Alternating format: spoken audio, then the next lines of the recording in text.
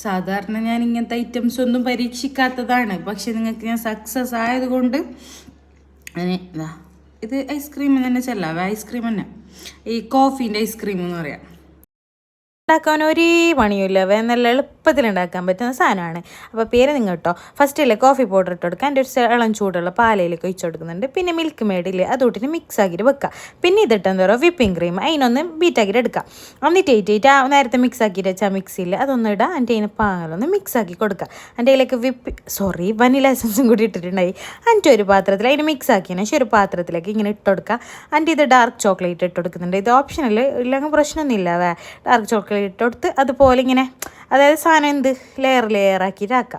എന്നിട്ട് വീണ്ടും അത് ഇട്ടിട്ട് കൊടുത്തിട്ട് അത് 4 ലെയറാക്കിന് ഞാൻ, 2 ലെയർ. എൻ്റെ അതിനെ ഫ്രിഡ്ജിൽ ഒരു 14 മണിക്കൂർ വെച്ചിന്.